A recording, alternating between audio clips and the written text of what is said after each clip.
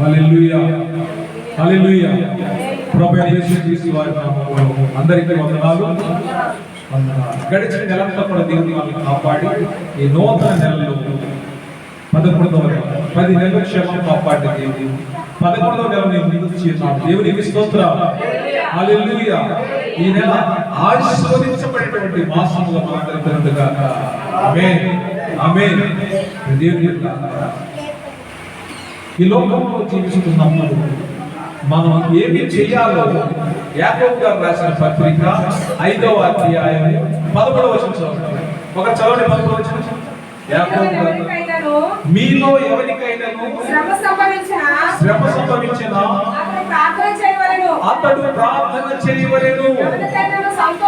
ఎవరికైనాను సంతోషం కలిగినా అతడు కీర్తనలు పాడవలెను. దేవునికి స్తోత్రం.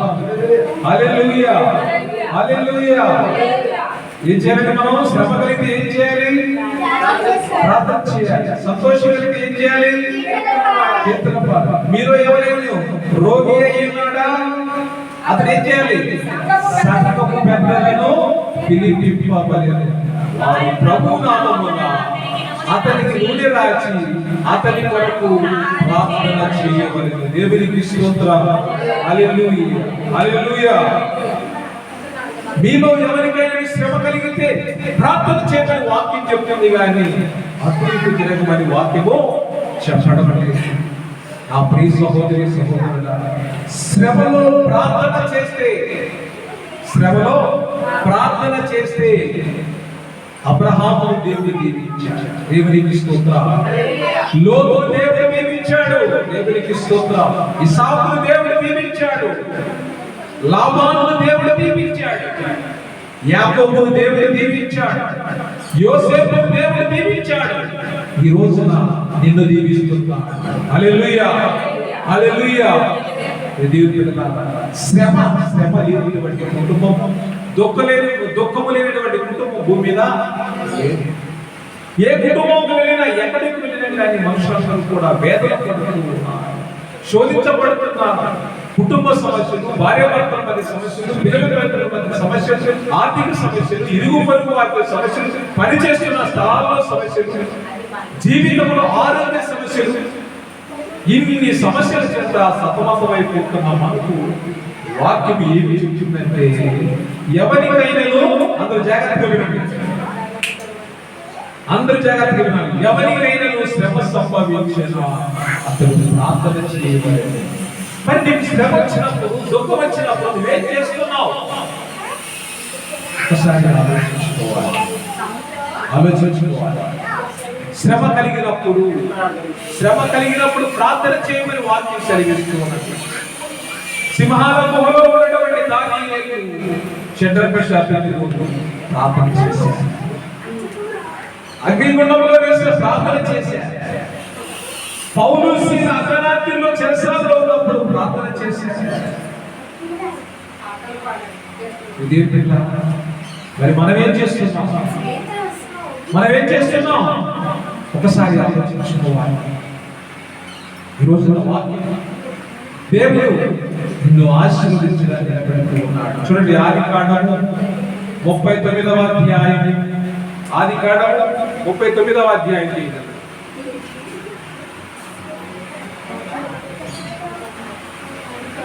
ఆదికాండము 39వ అధ్యాయం.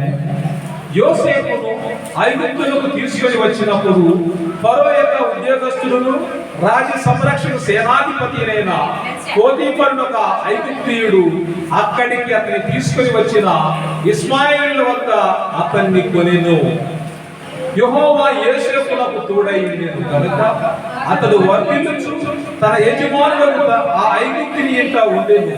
యెహోవా అతనికి తోడై ఉండెననియు అతను చేసినదంతయు అతని చేతిలో యెహోవా సఫలము చేసిననియు అతని యజమానులు చూచినప్పుడు యోసేపు మీద అతనికి కటాక్షము కలిగెను కనుక అతని ఎంత పరిచర్య చేసేవాడు ఆయను. మరియు అతడు తన ఇంటి మీద విచారణకర్తగా అతను నియమించి తనకు కలిగినదంతయు అతని చేతికి అప్పగించెను. అతడు తన ఇంటి మీదను తనకు కలిగినంతటి మీదను అతని విచారణకర్తగా నియమించిన కాలం మొదలుకొని యెహోవా యోసేపు నిమిత్తము ఆ ఐగుప్తుని ఇంటిని ఆశీర్వదించెను. యోసేపు నిమిత్తము ఆ ఐగుప్తుని ఇంటిని ఆశీర్వదించెను. యెహోవా ఆశీర్వాదము ఎక్కడుంది? యెహోవా ఆశీర్వాదము ఇంటిలోనేమి పొలములోనేమి అతనికి కలిగిన సమస్తము మీదను ఉండెను. దేవునికి స్తోత్రం. ఎవరిని బట్టి దేవుడు పోతీఫరును ఆశీర్వదించాడంటే యోసేపును బట్టి పోతీఫరును దేవుడు ఆశీర్వదించాడు. రాజ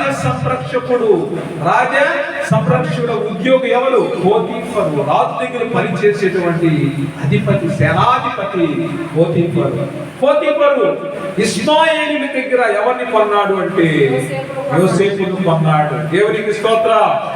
అంటే అన్నదమ్ములు తీసుకువెళ్ళి ఏం చేశారు?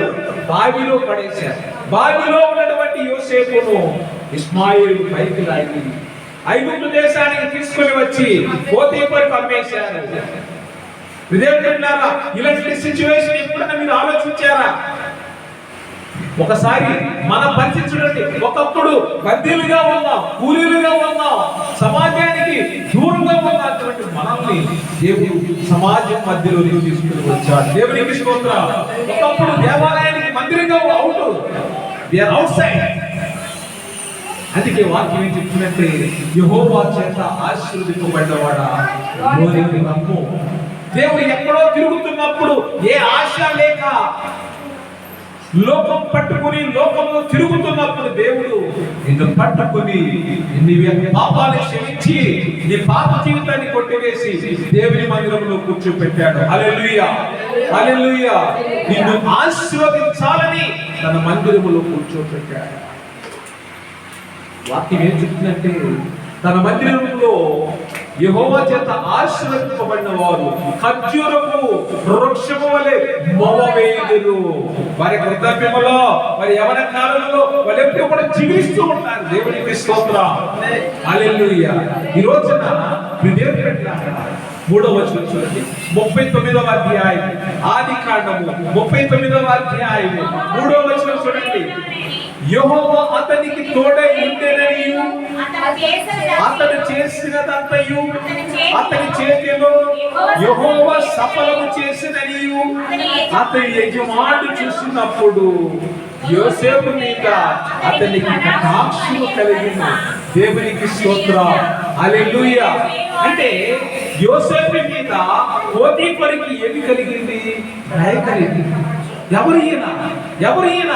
ఒక బందీ, ఒక పనివాడు. ఎవరు? యోసేపు పనివాడు. బందీ అంటే ఏంటి? స్లేవ్ ఏమంటాం మన తెలుగులో? బానిస. దేవుడు బానిసలా ఉన్న బ్రతుకును బంగారు భవిష్యత్తుగా దేవుడు యోసేపు జీవితాన్ని ఆశీర్వదించాడు. దేవునికి స్తోత్రం. అంటే తన యజమానుడు చూశాడండి. నువ్వు ఎక్కడ పని చేస్తున్నావో అక్కడ నీ యజమానుడు చూడాలి. దేవునికి స్తోత్రం.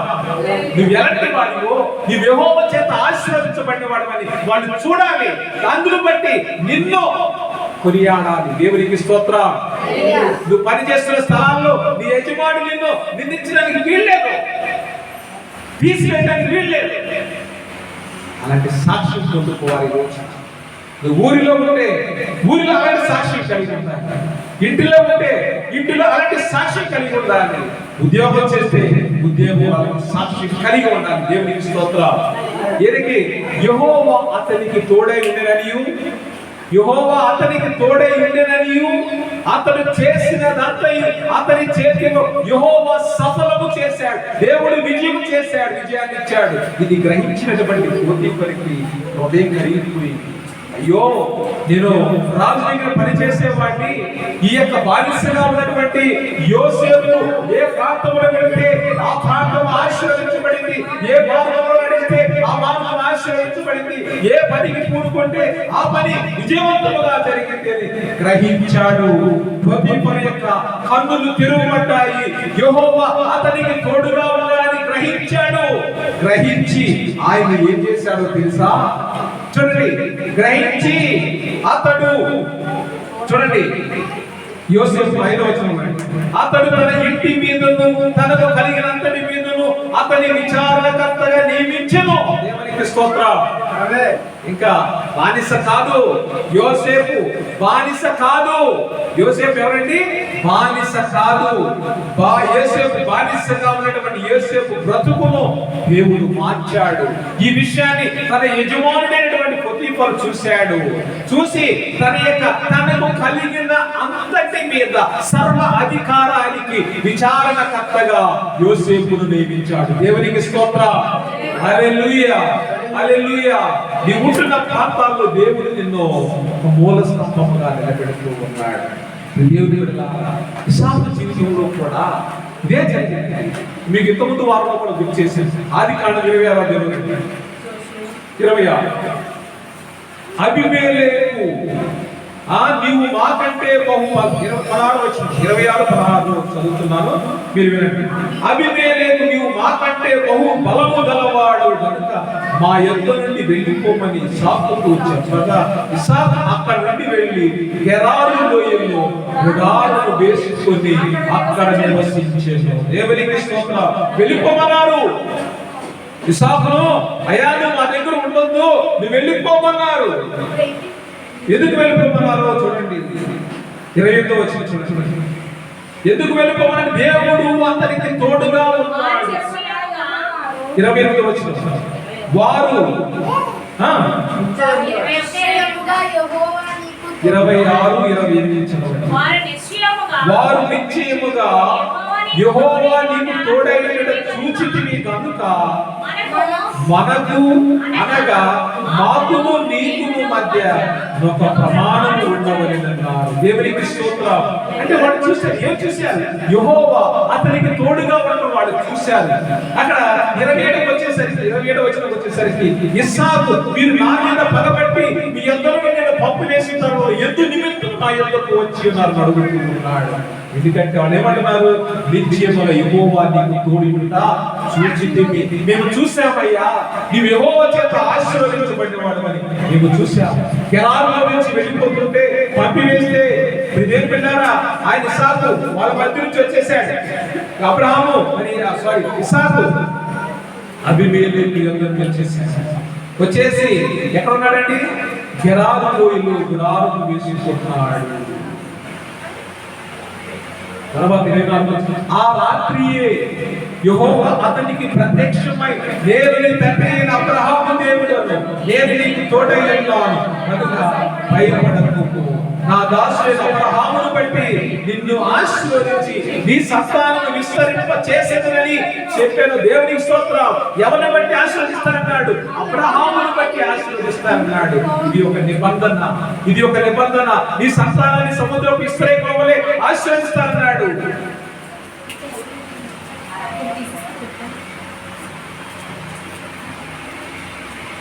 దేవుని యొక్క ఆశీర్వాదం, దేవుని యొక్క ఆశీర్వాదం ఇది మనకు అసాధ్యము, కానీ దేవునికి సాధ్యము. ఆయన ఎవరిని ఆశీర్వదిస్తారో, ఎవరిని నిలబెడతారో ఇది మోపుకు అందదు.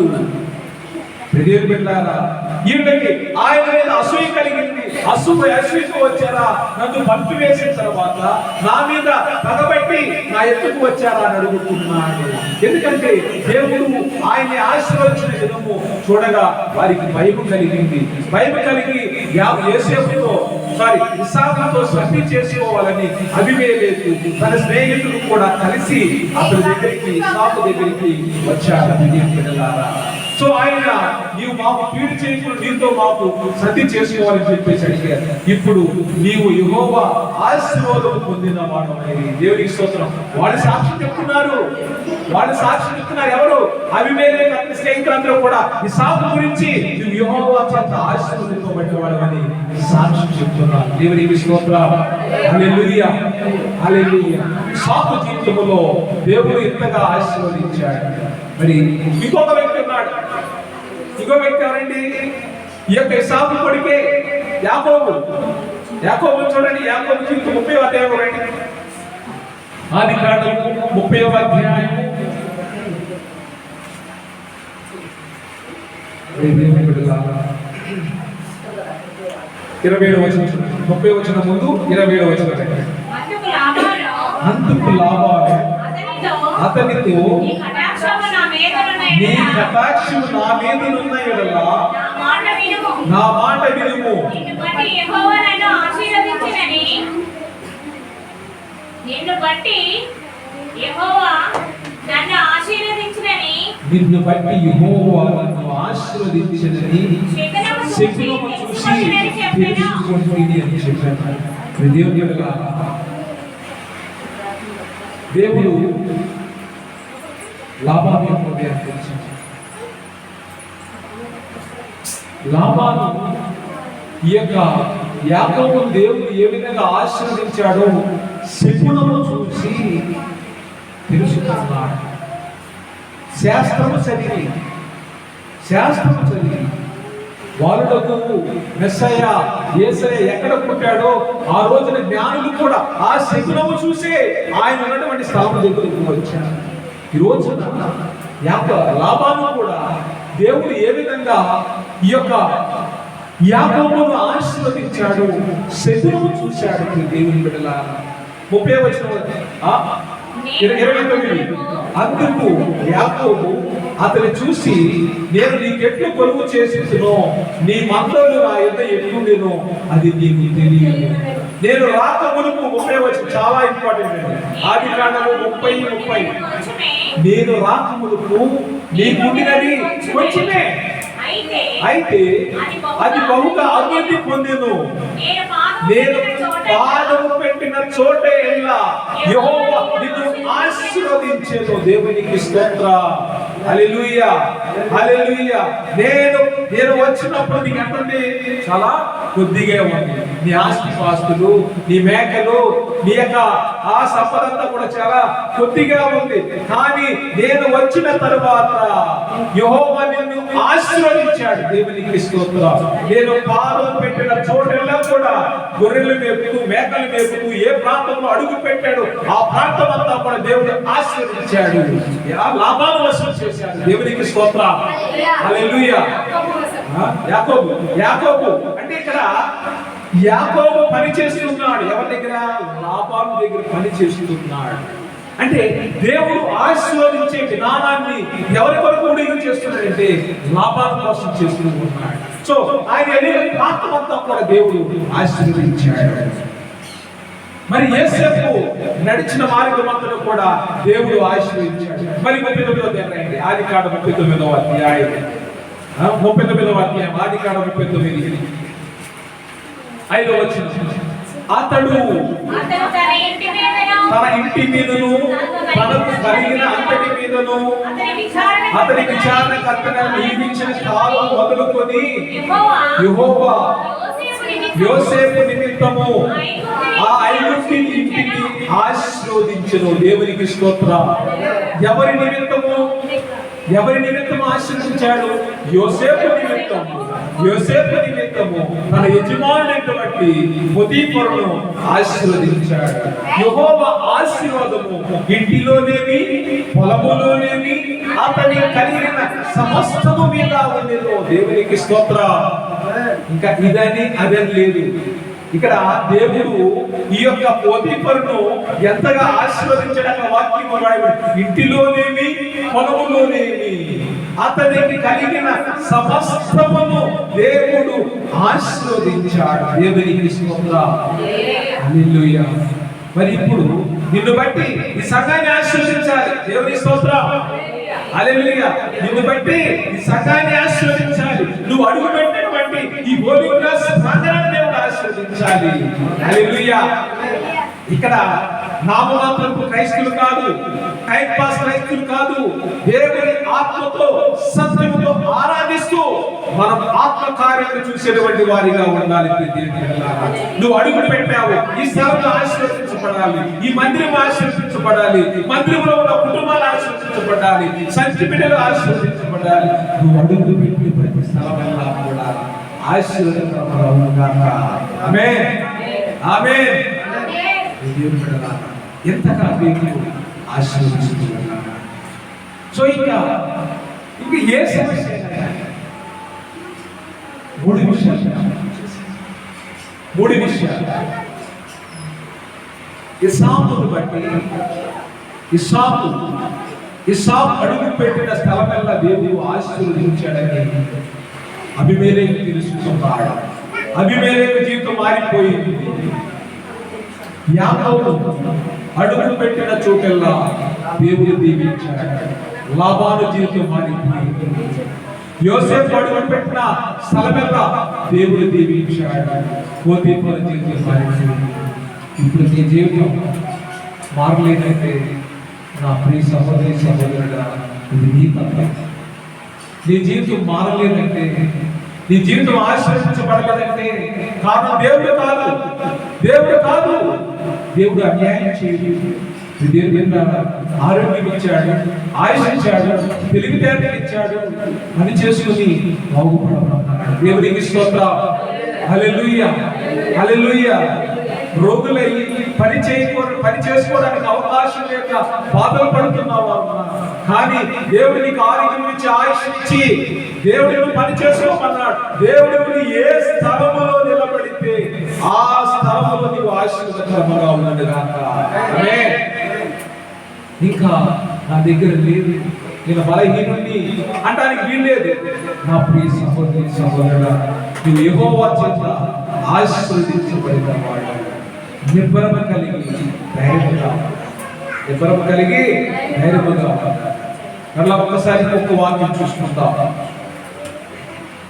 మత్తయి సువార్త 5వ అధ్యాయము 16వ వచనం. మత్తయి సువార్త 5వ అధ్యాయము 16వ వచనం. మనుషులు మీ సత్క్రియలను చూసి పరలోకమందున్న మీ తండ్రిని మహిమపరచునట్లు వారి ఎదుట మీ వెలుగు ప్రకాశింపనీయుడి. దేవునికి స్తోత్రం. హల్లెలూయా. మనుషులు ఇప్పుడు మనం ఏం చేయాలి? ఇప్పుడు యోసేపు సత్క్రియలు కనిపించాయి, యాకోబు సత్క్రియలు కనిపించాయి, ఇస్సాకు సత్క్రియలు కనిపించాయి కాబట్టి వారు ఆశీర్వదించబడ్డారు. మనుషులు మీ సత్క్రియలు చూసి పరలోకమందున్న మీ తండ్రిని మహిమపరచినట్లుగా వారి ఎదుట మీ వెలుగు ప్రకాశింపనీయుడి. ఇంకా నువ్వు ఓడిపోవు, ఆరిపోవు, ఎండిపోవు. నా ప్రియ సహోదరి సహోదరుడా, కీర్తన గ్రంథము 1వ అధ్యాయానికి వచ్చేసి, కీర్తన గ్రంథము 1వ అధ్యాయానికి వచ్చేసి 2వ వచనం. యెహోవా ధర్మశాస్త్రమునందు ఆనందించుచు దివారాత్రములు దాన్ని ధ్యానించువాడు ధన్యుడు. అతడు నీటి కాలువల ఎడమ నాటబడినదై ఆకువాడగా తన కాలమందు తొలగించి చెట్టు వలె ఉండును. అతడు చేయనదంతయు సఫలమగును గాక. ఆమేన్. ఎలా ఉంటారు? దేవుని యొక్క ధర్మశాస్త్రాన్ని నువ్వు ధ్యానం చేస్తే, దివారాత్రములు దేవుని యొక్క వాక్యాన్ని పట్టుకుని జీవిస్తే, నువ్వు చేయనదంతా కూడా ఆకువాడక తన కాలమందు ఫలించి చెట్టు వలె ఉంటావు. నువ్వు చేసేదంతా కూడా సఫలీకృతమవుతున్నది. దేవునికి స్తోత్రం. ఇంకా నిరాశ అనేది మనలో ఉండడానికి వీల్లేదు. ఇది ఆశీర్వదించబడినటువంటి వారికి దేవుడు ఇస్తున్నటువంటి అభయం. అతడు ఆకువాడక తన కాలమందు నువ్వు ఆశీర్వదించబడడానికి ఒక సమయాన్ని దేవుడు నిర్ణయించాడు. నువ్వు బాగుపడడానికి, నువ్వు దేవుని యొక్క సభలో వాడబడడానికి, సమాజంలో నువ్వు లేవనెత్తడానికి దేవుడు ఒక సమయం నిర్ణయించి ఉన్నాడు. నా ప్రియ సహోదరి సహోదరుడా, మరి ఈ రోజున నువ్వు మరి దేవుని యొక్క వాక్యాన్ని తెలుసుకున్న నీవు ఆశీర్వదించబడిన వాడిగా ఉండాలి. ఇంకా నువ్వు ఇంకా బలహీనమవడానికి వీల్లేదు. కాబట్టి దేవుని యొక్క కృపను పొందుకొని దేవునికి నీ యొక్క జీవితాన్ని సమర్పించుకో. నువ్వు అడుగు పెట్టే స్థలమల్లా కూడా దేవుడు ఆశీర్వదిస్తూ ఉన్నాడు. ఆమేన్, ఆమేన్, హల్లెలూయా.